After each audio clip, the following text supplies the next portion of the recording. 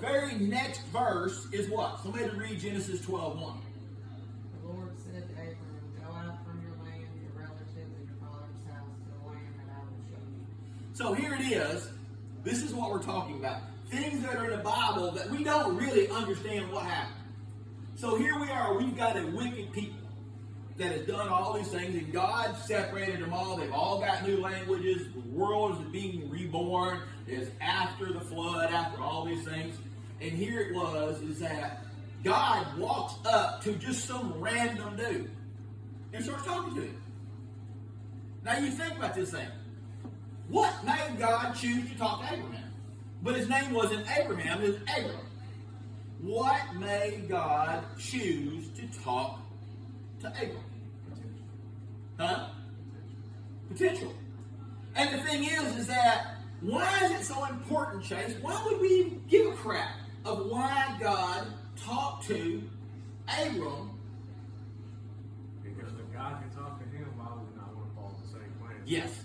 So here it is that we've been given no clue, because does it say anywhere within this verse that, well, because Abraham was a good dude, God spoke to him? Okay, so that will tell me if I wanted God to speak to me, all I'd have to do is what? Good dude.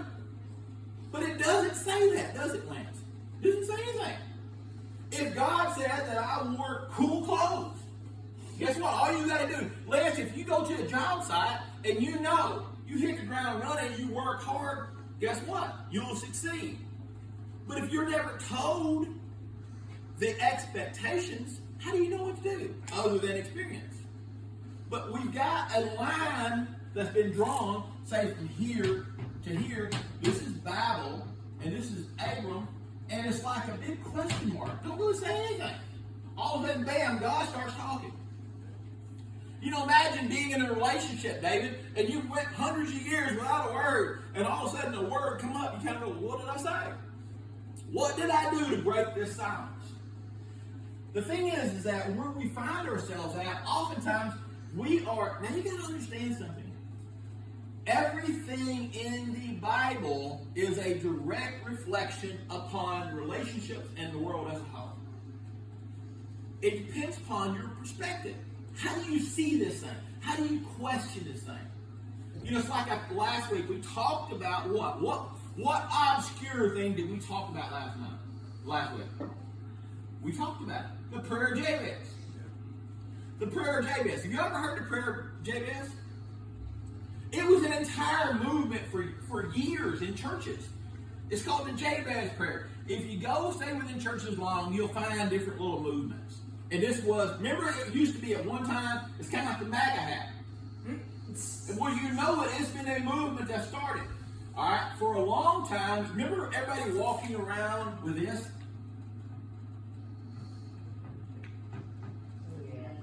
WWJD, remember that? What does that stand for? What would Jesus do? But, where did it come from? Where did it come from? How was it originated? Huh? What? Now say it again, listen. Church camp. No. There was a man. This man was working for the railroad. And the thing is, let me rephrase it back. There was a preacher. He was sitting in his upper study getting ready. Now this is back, it was right at the time when the printing press came out.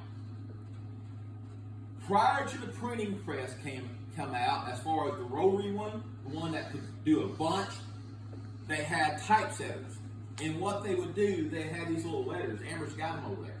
And so it was that person's job to put every letter for every page, and they would stamp one page at a time. Press it, lift it, take the new one. The next page, they change it. That was these people's job. When they came out with the printing press, what happened was it was rotary. Y'all ever seen the rotary printing press? How you feed the stuff in, and it would roll, and it would put the print. What it did was it took people that had skills and took them out of place. They had no skills anymore. A typesetter was a very important person because he did the news. And it was his job to line every little letter up perfect.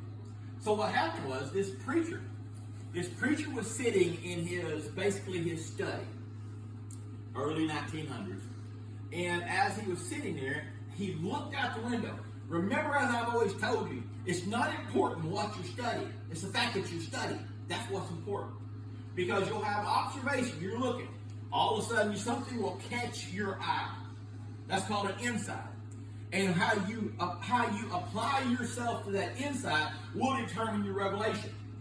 AJ was talking about something that caught his eye in the prayer of Jabez that I had not caught. That was important. He needed to catch that. So here's this guy. He's studying. He's getting ready for his sermon. And he looks out his window, and it's cold. And he sees a beggar walking down the road. He sees this beggar.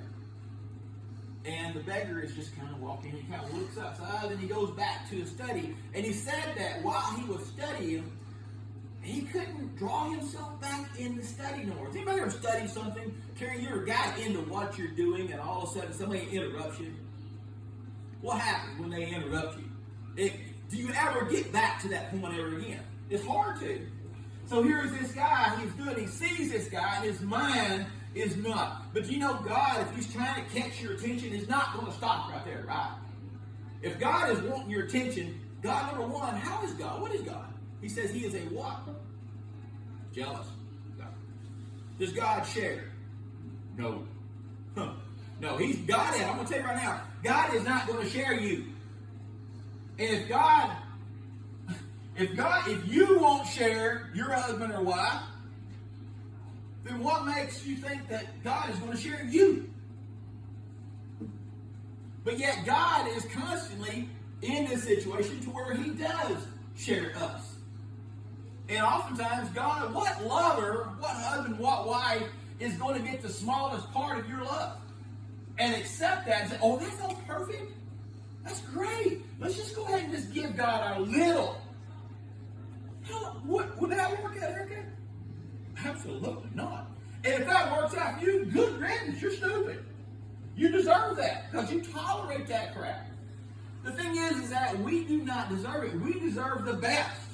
God wants us to have the best. Do you ever find that God says, I want you to have a good measure, or I want you to have a fair measure, or I'm going to give you a small blessing? Does God ever say that? So God gives us his best. We give God in return our work. So here's this guy. He's sitting up there getting ready for his sermon. And the guy catches his eye, but the guy blinks him out. You know what he says? I'm studying. All of a sudden you hear this ding dong. And he's sitting there. Back in the old days, we used to have phones. And the phones was on the wall. Now, if you was expecting a boyfriend or a girlfriend to call, that's mine. And it's usually you did that because you didn't want your parents to answer to see who it is. But the other side of it is that what time, I've got a couple of theories. If you want it to rain, what do? Wash your car. Because every time you wash your car, it rains. If you're sitting by yourself and you settle into a book, what's going to happen? So if you want it to rain, you wash your car. If you want somebody to bother you, you start reading a book. Somebody's going to bother you. If you're lonely, read a book. Somebody's going to bother you. It's my little rules. So this guy's sitting there, ding dong, and it rings a couple of times. Again, God don't stop. He's going to be at you, and he's going to make your life tormented until you get off your butt and do what your potential is. So here it is, the guy sitting there, and he's like, man, why don't that housewoman go up there and answer the phone? Because he knew his wife or somebody or whoever, they had a housemaid. This guy had it made. Had it made. Long story short, after about the fourth ring, the guy's got, does he not know I'm good at God's work? So he had to come down. This is what the book says. That he had to come down, and he had to go there and open the door himself. And guess who was standing at his door? The beggar. The beggar. The guy looks at him and goes, oh, I can't remember what he did, but the bottom line in the whole deal is that he kind of just basically blows your dude off. And remember, if you are called by God, you know how you can tell you're called by God? If you're not walking in your calling, your life sucks. That's how you tell. Nothing works out right. You ever sometimes feel like nothing works out right for you? It's because you're being in disobedience. God wants you to be somewhere else. So the only way He can get you to do that is to make your life miserable. Because some people, like my daddy, would say, go ahead and do it the way you want to do it, hardhead. That's how you're going to do it anyway. Some of us, the only way we can ever learn is through failure. We can't take advice. We don't want advice. So then God says, go ahead and do it your way. After it fails, you'll learn. May cost you $3,000 or $4,000, but you'll get it one day. May take you 4 or 5 divorces, but you'll figure out what's going on here. So, guy blows him off, goes back upstairs, and he can find no peace. Find no peace. And guess what? He gets to church. Guess who comes to church? The beggar. Long story short, God starts dealing with the guy, and he starts talking to the guy, and the guy starts they basically run him out of church. The guy starts giving his testimony. He was a typesetter. He had a really nice house, really nice living. He lost his job because he become obsolete.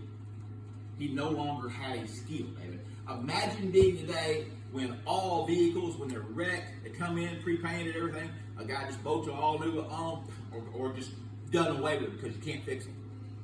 Obsolete. Imagine facing obsolescence. You built your entire career. He was one of the top typesetters in his field. And he lost everything.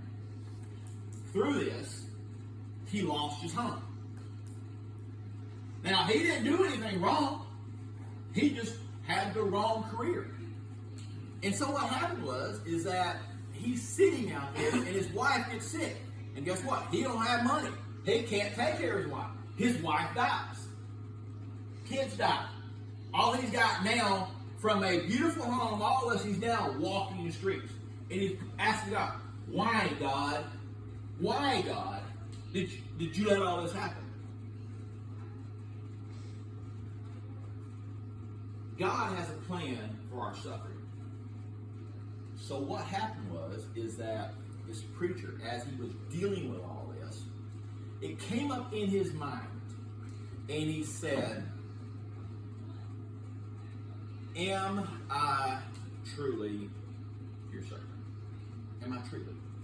And the man started looking at himself. And he started asking this question. Am I? What would Jesus have done when he seen that beggar? Well, we know what Jesus would have done. We know how Jesus would have acted. Well, he started challenging his church to face every major decision and obstacle in your life with the equation of what would Jesus do. He had a scenario come up in his church. Now, understand the first principle. Whatever happens, if you are leadership, God takes you through it first. So, AJ and I have talked about these things. If you're in leadership, anywhere you go, God is going to take leadership through it first if you're worth a crap. If you're not worth a crap, it's not even going to bother you because God ain't going to waste his time on you because you're worthless. The thing is, God's looking at your potential. So here's the thing. And what I'm talking about is these people who have proven to completely disregard anything about God. All that they care about is themselves and their way and their world. My aunt told me one time, she said, I don't care nothing about heaven. I want my heaven right here. That's all I care about. That's all she got.